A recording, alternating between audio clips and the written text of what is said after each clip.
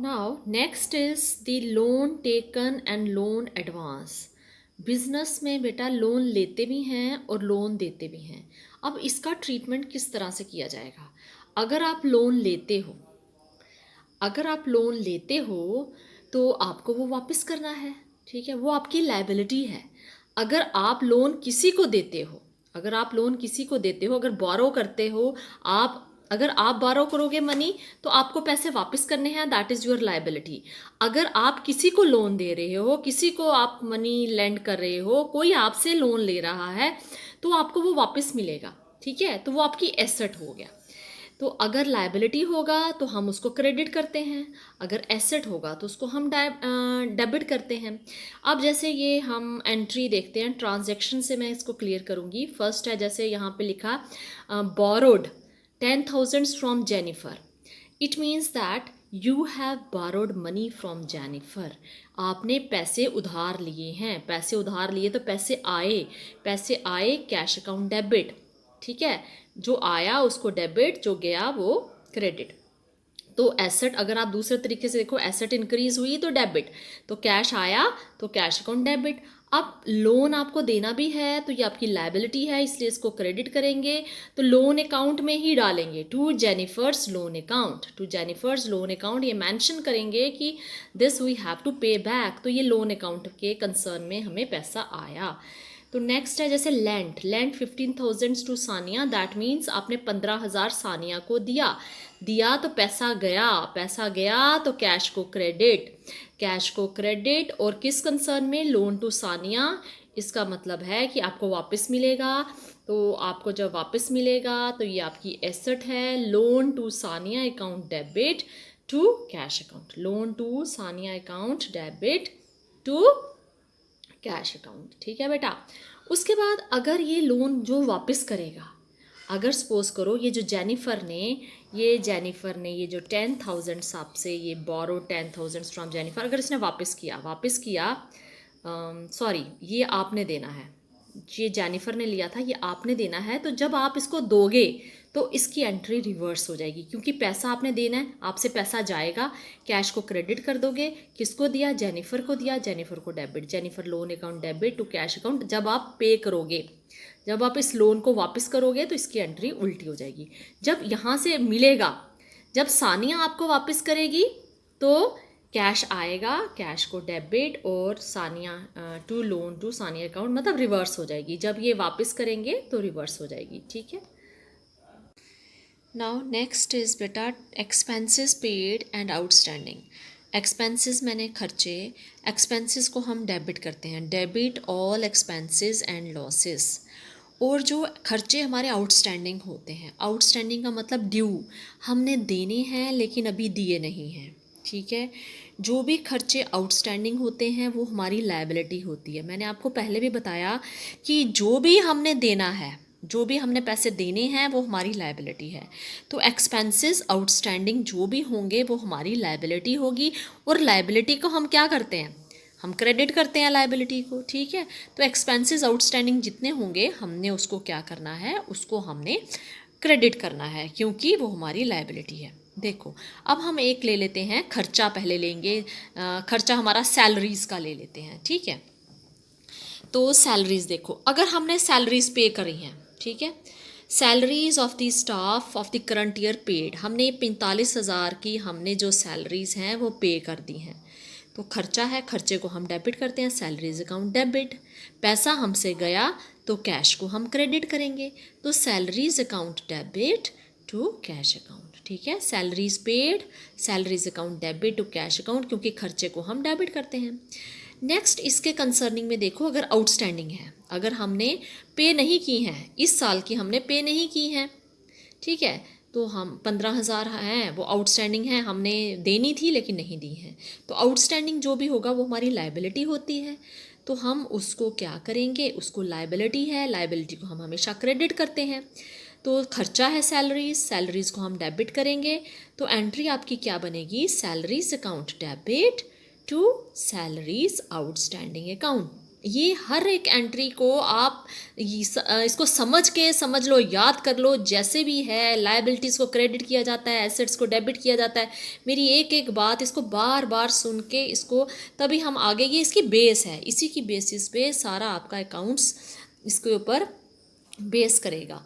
उसके बाद देखो बेटा, थर्ड है salaries of the previous year paid. Suppose करो पिछले साल की सैलरी थी, वो आपने पिछले साल नहीं दी, आउटस्टैंडिंग थी, ठीक है। अब इस साल आपने दी है उसकी सैलरीज, तो दी है तो पैसा तो गया, तो कैश अकाउंट को क्रेडिट करेंगे क्योंकि पैसा गया, पैसा गया तो क्रेडिट, पैसा आया तो डेबिट, ठीक है। और ये सैलरीज आउटस्टैंडिंग पिछले साल लायबिलिटी हुई होगी, हमने इसको क्रेडिट किया था, अब इसको डेबिट कर देंगे, ठीक है। तो salaries outstanding account debit to cash account, salaries outstanding account debit to cash account, क्योंकि ये पिछले साल की आउटस्टैंडिंग है, हमने इस साल पे कर रहे हैं, पिछले साल हमने इसको लायबिलिटी मान के इसको क्रेडिट किया था, अब हमने इसको डेबिट कर देना, ठीक है। अब एक है salaries of the next year paid, अगले अगले साल की सैलरी हमने पहले ही दे दी, अगले साल की सैलरी हमने पहले ही दे दी। अगर हमने कोई अगले साल का खर्चा पहले ही कर दिया तो वो हमारा हो जाता है प्रीपेड, प्रीपेड माने पहले से दे दिया, पहले ही दे दिया, प्री मैंने होता है पहले, तो पहले ही दे दिया, तो ये जो प्रीपेड होता है ये हमारी एसेट होती है, जो हमने खर्चा पहले कर दिया वो हमारी एसेट होती है। क्या होती है?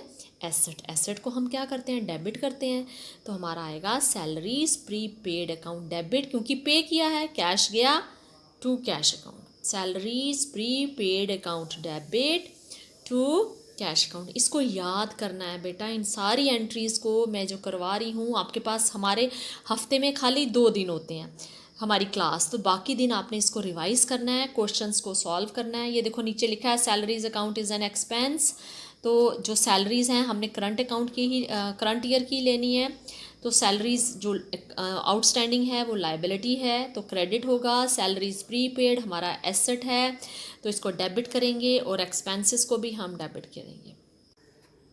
Now next item is your income received and outstanding. बेटा इनकम रिसीव्ड जो है, इनकम को हम क्या करते हैं? इनकम को हम क्रेडिट करते हैं। Debit all expenses and losses, credit all incomes and gains. Income को हम क्रेडिट करते हैं, चाहे आप ट्रेडिशनल में देख लो, चाहे आप मॉडर्न व्यू में देख दो, जो इनकम अकाउंट होता है, जो भी इनकम्स हैं उनको हम क्रेडिट किया जाता है, ठीक है। जो rent of the current year received, ठीक है, ये इनकम है, आपको रिसीव हुआ, पैसा आया तो कैश अकाउंट को डेबिट कर दो, और रेंट रिसीव्ड अकाउंट को क्रेडिट कर दिया, क्योंकि इनकम को हम क्रेडिट करते हैं, ठीक है। तो ये एंट्रीज आपने सारी याद कर लो, और इसको ऐसे याद नहीं करना, समझ के करना है। मैं आपको समझा रही हूँ कि इनकम को हम क्या करते हैं? क्रेडिट करते हैं, तो हमने कैश आया, कैश को डेबिट कर दिया, और रेंट रिसीव्ड अकाउंट को हमने क्रेडिट कर दिया, because it is an income and incomes are credited. Next है आपका rent of the current year due. इस साल का रेंट ड्यू तो था, हमें मिलना था, लेकिन मिला नहीं।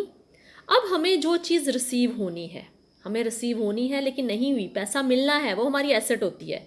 जो भी हमें मिलना है वो हमारी एसेट होती है। तो रेंट एक्रूड, एक्रूड मैंने इनकम ड्यू, ठीक है। जो भी इनकम ड्यू होती है उसके आगे एक्रूड लिखा जाता है, अगर खर्चा हो तो उसके आगे आउटस्टैंडिंग लिखा जाता है। तो रेंट एक्रूड अकाउंट है जो आपका, यानी कि ये आपको मिलना है अभी, तो ये आपकी एसेट होगी, एसेट को डेबिट कर दो, rent accrued account debit to rent received account, क्योंकि ये इनकम को हम क्या करेंगे? क्रेडिट ही करना है, तो अभी मिला नहीं है इसलिए हम रेंट एक्रूड को हम डेबिट कर देंगे, ठीक है। Is it's clear? Rent accrued account debit, क्योंकि ये हमें मिलना है, इट इज़ एन एसेट।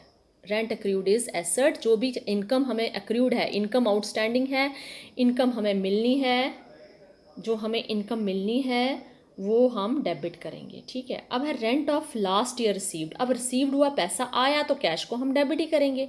अब पिछले साल का आया, पिछले साल का आया तो हम रेंट एक्रूड अकाउंट में डालेंगे, यानी कि आउटस्टैंडिंग इनकम एक्रूड होती है, तो टू रेंट एक्रूड अकाउंट, क्योंकि लास्ट ईयर हमने रेंट एक्रूड को डेबिट किया था, अब हम इसको क्रेडिट कर देंगे क्योंकि वो मिल गया, ठीक है। तो ये क्लियर है आपको? ठहरो, हाँ नाउ क्लियर। तो cash account debit to rent accrued account, क्योंकि हमें पैसा आया, और किस अकाउंट में आया? रेंट एक्रूड के अकाउंट में आया, ठीक है, क्योंकि जो लास्ट ईयर आउटस्टैंडिंग था अब हमें वो मिल गया, ठीक। उसके बाद है बेटा हमारा ये देखो, rent of the next year received. अब अगले साल का हमें मिला तो कैश आया, क्योंकि रिसीव्ड है, आया। लेकिन अगले साल का आया है, अगले साल की इनकम अगर हमें पहले ही मिल जाए, अगर खर्चा हम पहले दे देते हैं तो वो एसेट होती है, लेकिन अगर इनकम हमें पहले ही मिल गई, हमें पहले मिल गई इनकम, तो वो हमारी लायबिलिटी होती है। अगर कोई भी इनकम एडवांस में मिलती है तो वो हमारी लायबिलिटी होती है। रेंट रिसीव्ड इन एडवांस, ये लिखा, rent received in advance account is a liability. ठीक है, ये लायबिलिटी है। Any income received for the next year is a liability. तो पैसा आया, cash account debit to rent received in advance account, अगले साल का है, इस साल का नहीं है, और वो हम लिखेंगे rent received in advance account, ये हमारी लायबिलिटी होगी। Now our next transaction is the goods lost in the accident or the fire. Goods lost in the accident or fire. We know that any loss is debited. अगर कोई loss हो जाता है, losses are always debited, उसको हम debit करते हैं। ये हम एग्जाम्पल से मैं इसको क्लियर करूँगी। जैसे गुड्स डिस्ट्रॉयड बाय एक्सीडेंट, अगर गुड्स डिस्ट्रॉय हो गई हैं एक्सीडेंट से, किसी से भी डिस्ट्रॉय हुई हैं, ये लॉस है, तो इसको हम डेबिट करेंगे। और हमारे से गुड्स गई हैं तो परचेजेस को हम क्रेडिट करेंगे। ठीक है, हमारा स्टॉक कम हो गया तो हम इसको परचेजेस को कम करेंगे। जब भी गुड्स हमारी से कम हो गई तो हमने परचेजेस को क्रेडिट कर दिया, अगर गुड्स आई हैं तो हमने उसको डेबिट कर देना। तो कोई भी लॉस होगा, यहाँ पे टोटल लॉस है तो ये आ जाएगा loss by accident account debit to purchases account. लेकिन अगर हमने इंश्योरेंस क्लेम किया है और इंश्योरेंस कंपनी हमें क्लेम को देती है तो वो लॉस कम हो जाएगा। देखिए अगले इसमें एग्जांपल में, गुड्स डिस्ट्रॉयड बाय एक्सीडेंट 24,000 और ट्रांसपोर्ट कंपनी ने एडमिट किया है कि वो फुल क्लेम आपको दे देंगे, तो फुल क्लेम दे देंगे तो कोई नुकसान हुआ ही नहीं।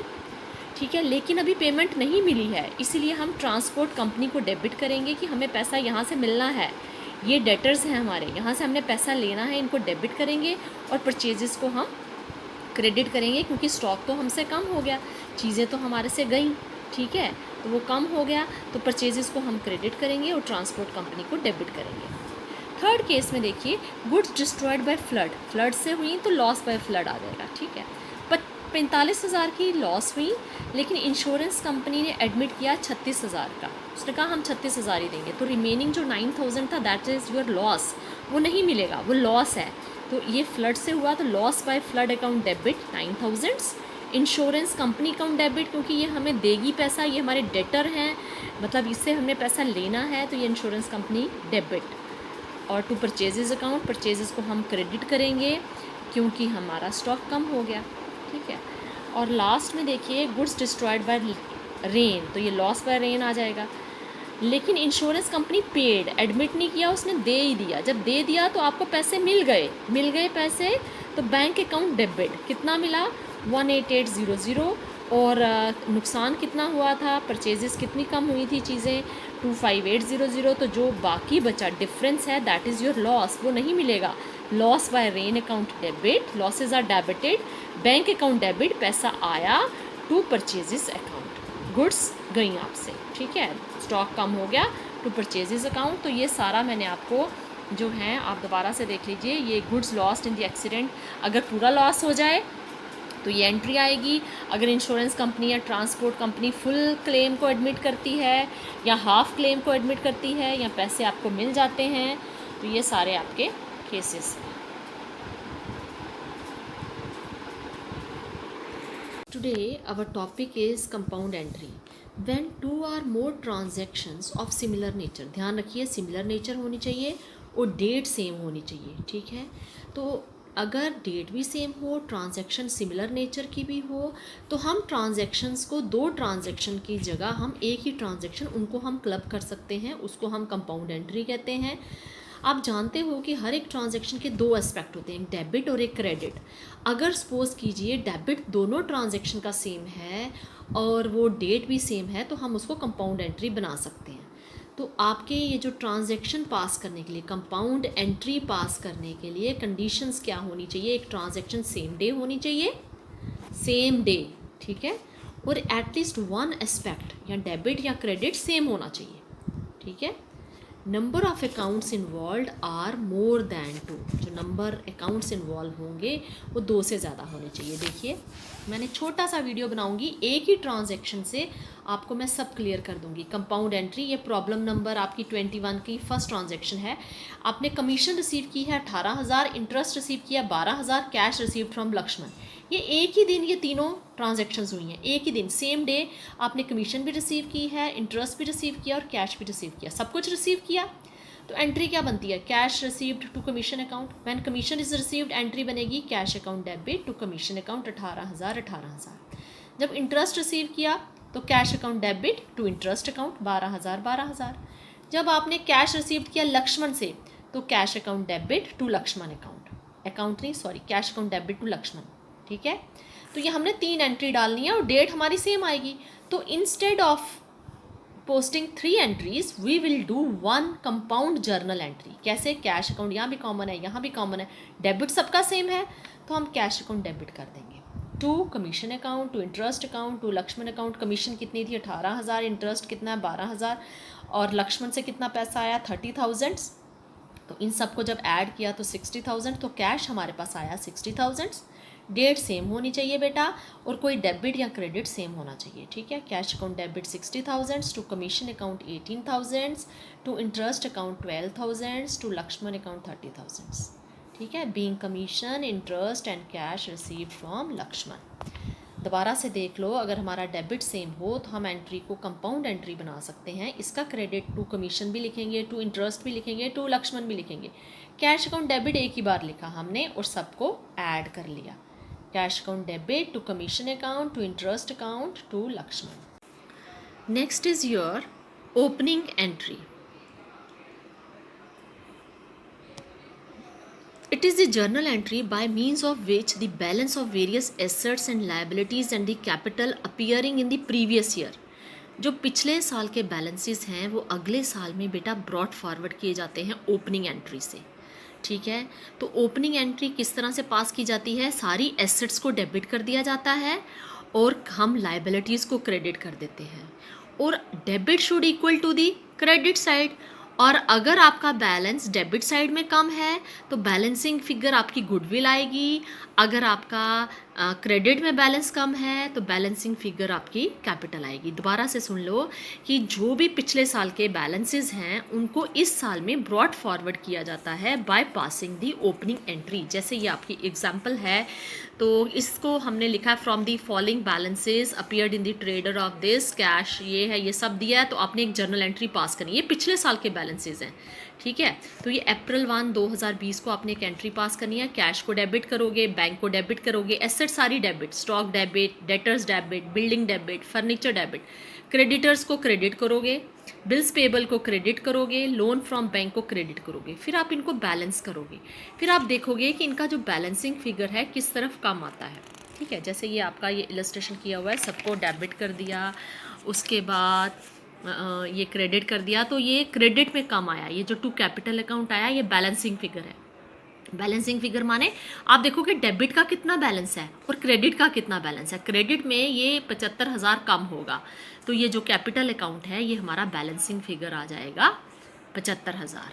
ठीक है, ये 75,000 आपका कैपिटल अकाउंट बैलेंसिंग फिगर होगा। जैसे आपका ये प्रॉब्लम नंबर 23 है। ठीक है, कैश इन हैंड है 70,000, आप इसको डेबिट कर दो। बैंक बैलेंस है 40,000, डेबिट कर दो।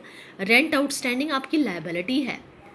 ठीक है, आपने देना है पैसा। स्टॉक को डेबिट कर दो, क्रेडिटर्स को क्रेडिट कर दो, फर्नीचर को डेबिट कर दो। फिर आपने देखना है कि दोनों तरफ का बैलेंसिंग फिगर ये क्रेडिट में आएगा आपका, तो कैपिटल आएगा। क्रेडिट में कम है, डेबिट में ज़्यादा है, तो टू कैपिटल अकाउंट आ जाएगा। ठीक है, बैलेंसिंग फिगर।